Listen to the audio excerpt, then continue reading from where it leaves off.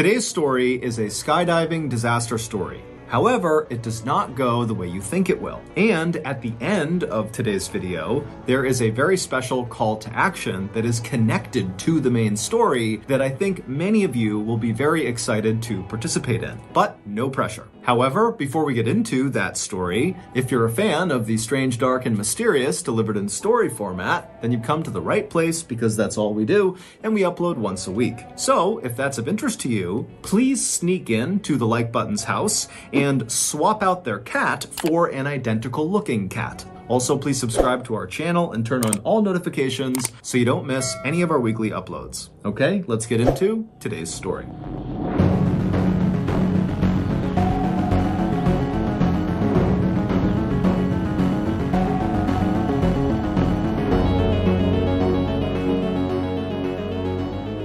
On the morning of August 1st, 2009, 44-year-old skydiving instructor David Hartsock pulled into the parking lot of Skydive Houston in Texas and then made his way inside. A few minutes later, and Dave, like the rest of his colleagues, was hard at work getting ready for the day before the facility opened up and the inevitable weekend rush began. Skydive Houston is actually just a private airport, and it's not really in Houston. It's located about 30 miles to the northwest of Houston in a city called Waller. The main facility of Skydive Houston is situated right up against this huge open airfield that basically looks like a big green grass field, and the main facility itself is comprised of several large buildings, one of which is a huge hangar that contains the Super Twin Otter airplanes, which are the little aircraft that bring the skydivers up so they can jump out. Because Skydive Houston offers something called tandem jumping, it gets a lot of first-time jumpers. Tandem jumping is when a skydiving student attaches to the front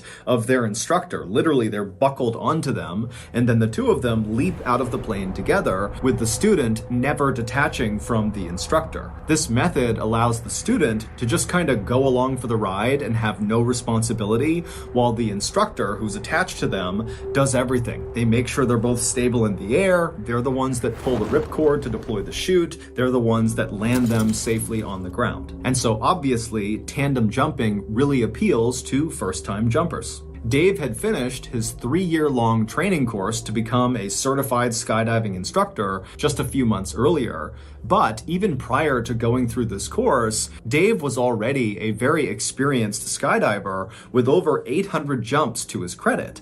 And the reason he had so many jumps is because Dave loved skydiving. It had given his life a focus that really nothing else ever had. Dave had always been a kind of average guy. He lived in a very modest house in a suburb of Houston, and for much of his life, he had worked very normal blue-collar jobs, like he had been a cook at 2 different chain restaurants, he had managed a grocery store, and he also had worked at a soda bottling plant. Dave was divorced and had no kids, but he had a really good group of friends who liked to go to bars and go bowling and play darts. And while Dave was never really unhappy with the way his life was going, as he started to creep into his 40s, he couldn't help but think, I haven't really done anything big or important in my life. And so in 2004, not long after Dave got divorced, one of his good friends asked him if he wanted to go skydiving with him to celebrate that friend's 40th birthday. And Dave immediately thought to himself, this is it. This is a chance to do something big with my life.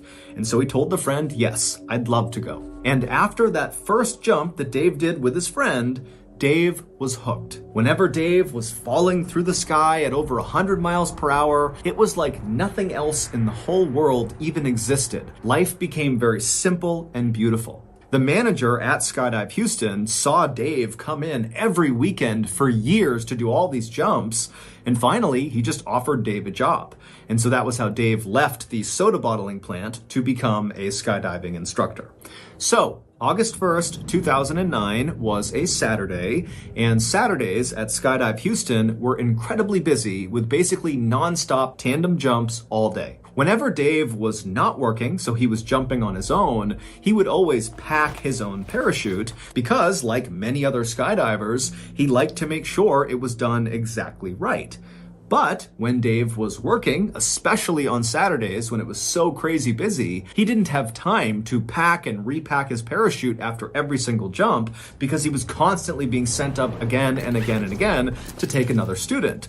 And so instead, he would take one of the pre-packed parachutes that were left out for instructors inside of their clubhouse. That particular Saturday in August of 2009 went very quickly, with Dave going up one after another with different students and jumping out and pulling the chute and landing safely over and over again. And then finally, at the end of the day, right around 4 o'clock, when Dave was getting ready to be done for the day, his manager came up to him and said, "Hey, do you mind doing one more tandem jump?" And even though Dave was really exhausted, he's dripping sweat, it's super hot outside, he'd done 6 jumps that day, which was a lot, he said, "No problem."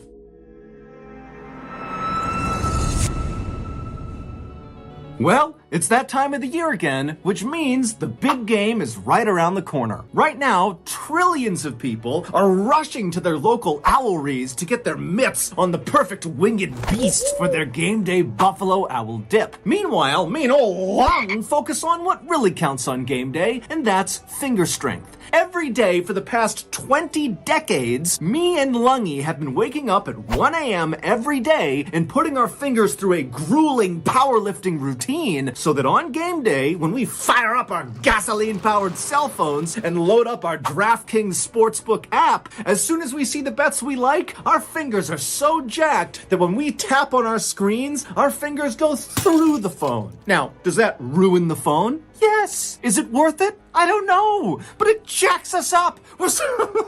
Now, does that ruin the phone? Yes.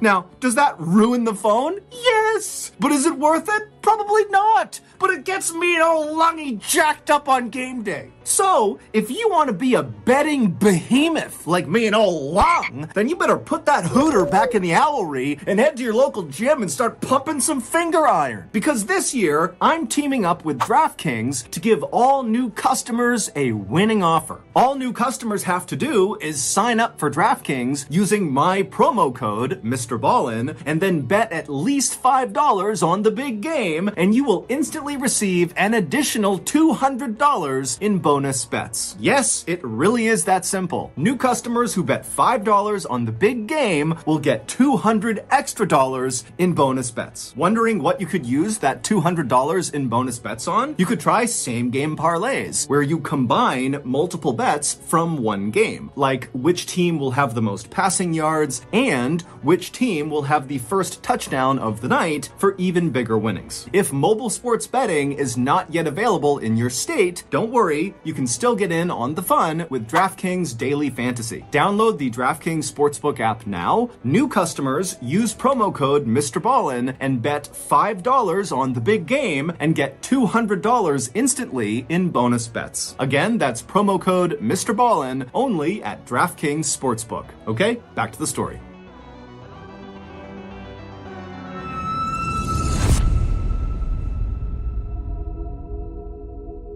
And so the manager introduced Dave to a short blonde woman who was visibly nervous named Shirley Diggert, who was there to celebrate her 54th birthday by skydiving for the first time. Her husband, her son, and her 3 grandkids were also there to watch her from the ground and take pictures, and her other son, who was celebrating his 30th birthday, he too was going skydiving. As soon as Dave walked up to Shirley, he grinned and stuck out his hand, and he made the same kind of corny joke he always made with nervous first-time jumpers, and that was, "Don't worry, you're going to be just fine. You're going to be strapped to me, and I'm not about to let anything happen to myself."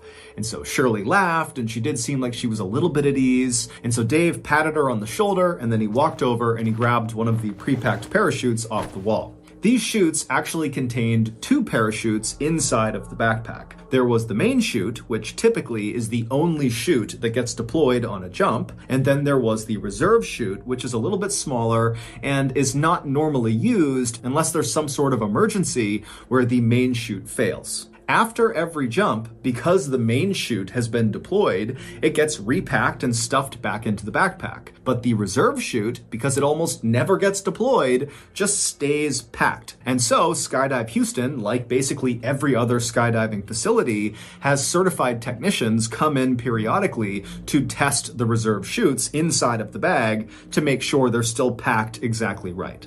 After grabbing the pre-packed parachute off the wall, Dave walked back over to Shirley, who was now in the staging area putting on her flight suit. A flight suit is a single garment. It kind of looks like a big onesie for an adult. And so Dave walked over, he put the parachute down, he tugged and pulled on her flight suit to make sure it was good. And then after he was satisfied, he picked the parachute back up and he signaled to Shirley, as well as Shirley's son, who was also skydiving, to follow him. And so the trio, they left the staging area, they went outside right to the airfield where there was a Super Twin Otter idling and other jumpers were climbing on board to go for a jump. And so Dave, Shirley, and Shirley's son got in line, they boarded the plane, and a few minutes later, they were airborne. As the plane slowly climbed up to 13,500 feet, which is the jumping altitude, Shirley was sitting directly in front of Dave. They were on a bench seat on the back right of this little airplane, and Dave made a point of talking to Shirley and asking her where she was from and what she did to kind of ease her nerves. Shirley would tell Dave that this was not the kind of thing that she typically did. In fact, she told Dave that her other son, who was jumping with them, when he first decided he wanted to try skydiving a year earlier, she had desperately tried to talk him out of it, saying it was too dangerous. But recently, Shirley and her husband had decided that they needed to be more adventurous. They lived in a quiet town in rural Texas where Shirley was a mail carrier and her husband worked in a mine, and their lives were just kind of simple and very routine oriented and kind of boring. So when Shirley's son, who was skydiving with them that day, had asked Shirley to go skydiving on her 54th birthday, she saw it as an opportunity to break the mold and do something adventurous, and so she said yes. And so Dave told Shirley about how he had discovered skydiving much the same way she had, and they really bonded over that. About 20 minutes after takeoff, all the tandem jumpers on the plane were now attached to their instructors, so Shirley was now buckled onto Dave. And then when they reached 13,500 feet, the jumping altitude, one of the instructors slid open the side door. It was time to jump. And the first one who was jumping was Shirley's son. And so from all the way back in the plane, Shirley called out to her son, "Have a good jump, I'll see you on the ground," as her son kind of waddled to the edge of the door with his instructor, and the two of them jumped out and disappeared into the air below. Next up was Shirley. So Dave told Shirley very calmly to stand up, and so they did. They stood up right next to their bench, and then before they waddled towards the exit, Dave, for what felt like the millionth time, checked to make sure he really was securely fastened onto Shirley, and then Dave tapped his ripcord right behind him, kind of like muscle memory, reminding himself where to go. He tapped his knife on his shoulder. He kind of just felt his equipment, and then feeling ready, he said, "Okay, Shirley, let's go." And then the two of them kind of waddled their way towards the front of the plane where that door was slid wide open, and then they turned, so Shirley's feet were right on the edge, basically looking out into the sky right outside. And so it's really loud, it's very windy, and Dave is right in Shirley's ear saying, "Okay, I'm gonna count to 3 and we're gonna jump." And then Dave reached forward, he pulled Shirley's head back so she was looking up because he didn't want her to look down when they leapt out, because for some people that will cause them to panic when they see the ground.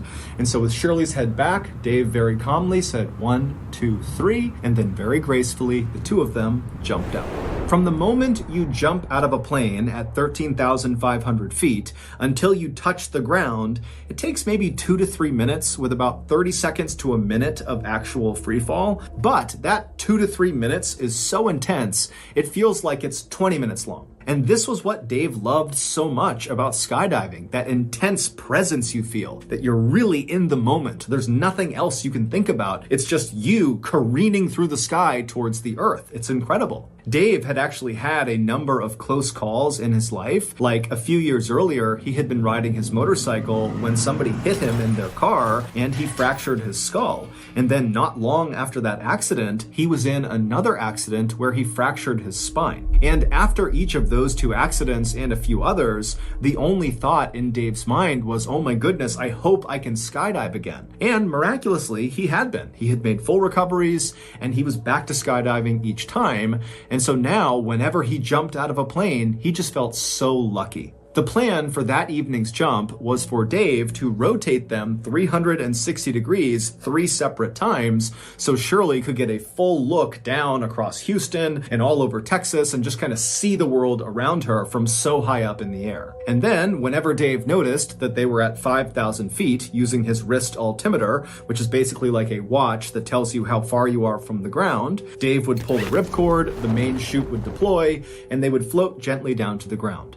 And at first, that is how this jump went. After they exited the plane, they stabilized in the proper horizontal position with Shirley in front, her stomach pointing toward the ground, and Dave obviously right behind her, controlling the skydive. And then after a few seconds, Dave slightly changed his body position and began rotating them 360 degrees so Shirley could look down and see all the highways and cars and barns and houses and the city off in the distance.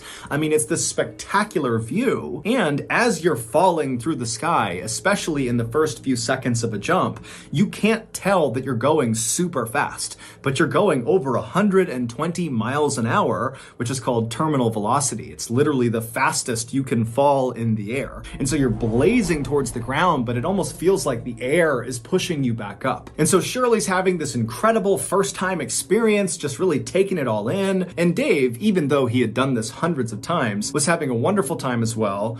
But Dave really was just focused on his altimeter because when they hit 5,000 feet, he needed to pull the parachute. And so they're cruising along, Dave's checking his altimeter over and over again, and then finally he sees 5,000 feet. He quickly looks around him to scan for any other jumpers. He's clear, and so he reached back and he pulled his ripcord handle for his main chute. Now, normally when you deploy your main parachute, depending on what kind of parachute you're using, there's actually kind of a slow unfurling. It's not like suddenly the chute is deployed and then you just stop. That would not work. You'd get destroyed every time you skydive.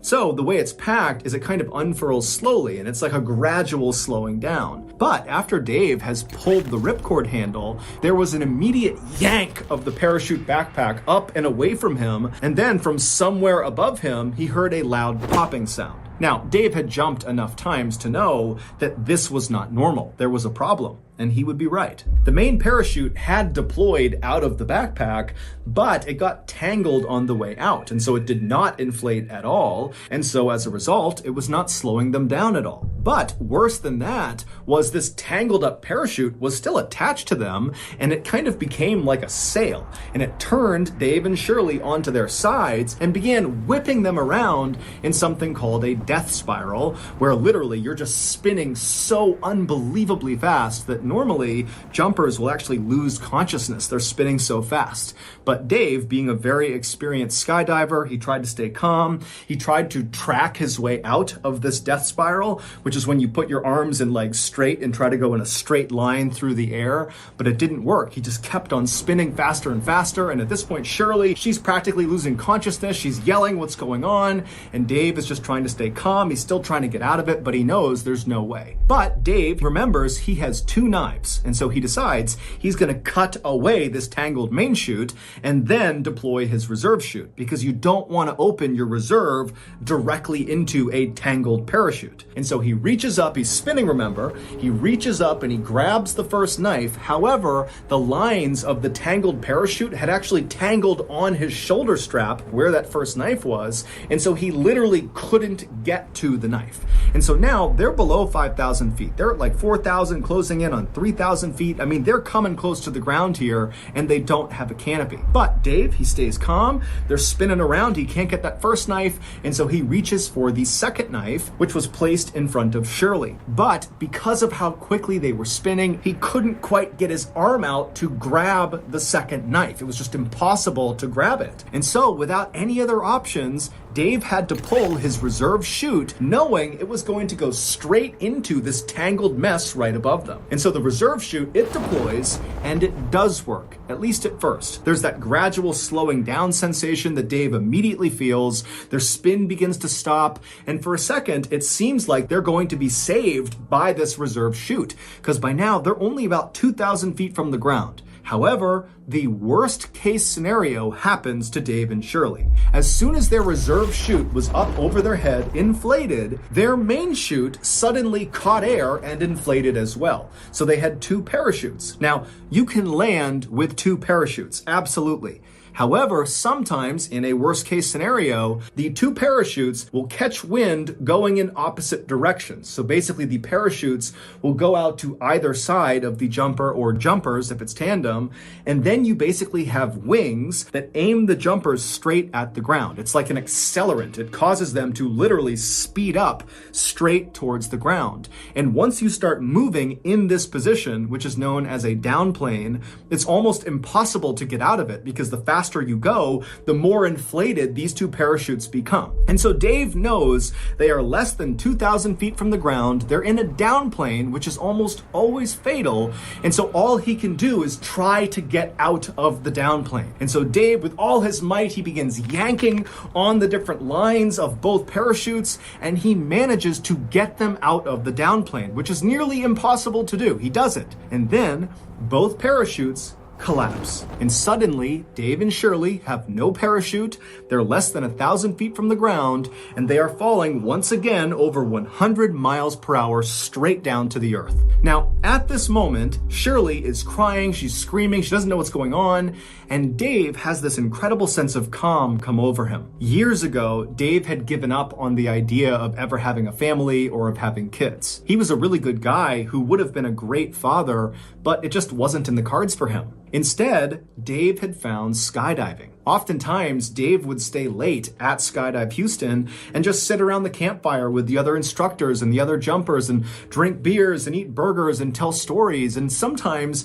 Dave would even sleep the night at Skydive Houston because he didn't want to go back home to his empty 3-bedroom house where all he wanted to do when he was there was go skydiving again. But now, literally staring down his own death, knowing that it's going to happen any second, the only thing he could think about was Shirley. He didn't care if he died. He felt like he had found his calling. If he died doing it, so be it. But Shirley, her husband, her son on the ground, her son skydiving, her 3 grandkids, they're going to see Shirley hit the ground and die. He just couldn't handle it. He thought, I have to do something to protect Shirley. And with only a few hundred feet to the ground, Dave yelled to Shirley, tuck your knees up. And Shirley immediately did it. She threw her knees up, and as she did, Dave pulled back as hard as he possibly could on the risers and the toggles in an attempt to switch places with Shirley. Shirley was in front of him. Her body's going to hit the ground first. Dave flipped them around so that his back was going to hit the ground first. He was going to sacrifice himself to maybe save Shirley. When they hit the ground, people a quarter mile away heard their impact. And when they hit the ground, all of Shirley's family saw it. Everybody saw it. They went running over to the crash site. And when they got there, there was this tangle of bodies and this parachute. And as they're staring at it, they watched one of the bodies move. It was Shirley. She was alive. After paramedics arrived, they cut her off of Dave's body and they rushed her to the hospital where she had serious injuries. She had several broken vertebrae and very significant internal injuries, but none of them were life-threatening. She would survive. However, 3 days after arriving in the hospital, Shirley got devastating news. Dave had been rushed to the hospital as well right after Shirley had, but he finally had succumbed to his injuries and passed away. Dave's last-ditch maneuver had worked. He had saved Shirley's life at the cost of his own. However, not long after Shirley and her family found out about Dave's death, they got another call, and this time it was to tell them that the news about Dave's death was premature. He was not dead. However, he was paralyzed from the neck down. A few weeks later, after Shirley got out of the hospital, she immediately went to the intensive care unit where Dave was being treated to see him for the first time since their accident. And when she saw him, he was sitting in a wheelchair covered in tubes and wires, and she just stood there looking at him. And Dave, when he saw Shirley, he just started to cry. At this point, Shirley walked up to him, she gave him a hug, and she said, "I love you."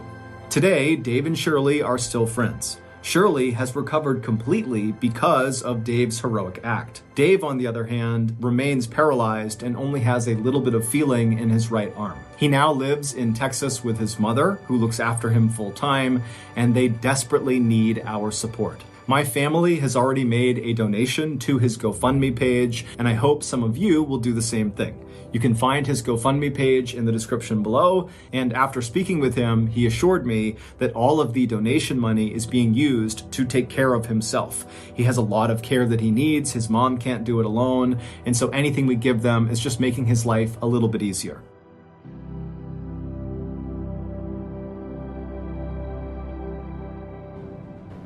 I always tell my oldest daughter to do things that scare her, because oftentimes those are the things we actually want to do the most. And so today I'm going to live up to what I always tell my kid to do, because today I'm announcing my first ever live storytelling show. Doing a live event has always been so interesting to me, but it's actually just kind of terrified me, and so I gotta do it. It's going to be a digital live experience on February 16th, so roughly 2 weeks from now, and because it's so close to Valentine's Day, we decided to call this show the Ballen's Day Show. And this 1 hour long show will just be me at my desk with no script, telling you crazy, strange, dark, and mysterious stories in real time. If this first show goes really well and people enjoy it and they want more of it, then I think there's a real chance we transition to a full-scale tour where maybe I could be telling live stories in campgrounds or in locations where some of these stories have taken place. We don't know yet, but it all starts with this first show. So to show your support and to tell us that you want a live tour,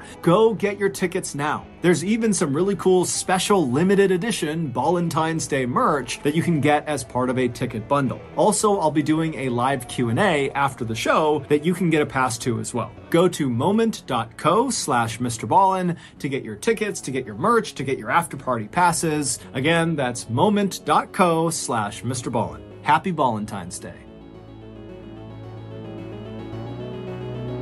So that's going to do it. If you got something out of today's episode and you haven't done this already, please sneak into the like button's house and replace their cat with an identical looking cat. Also, please subscribe to our channel and turn on all notifications so you don't miss any of our weekly uploads.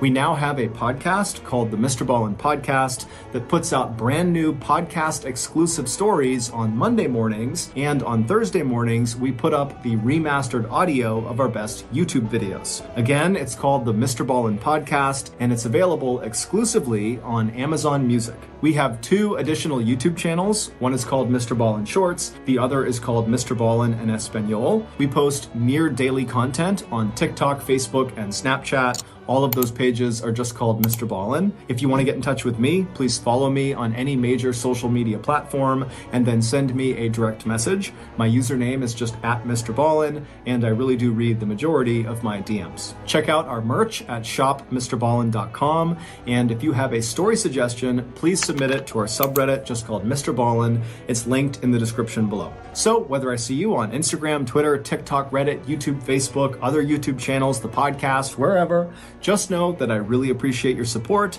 And until next time, that's going to do it. See ya.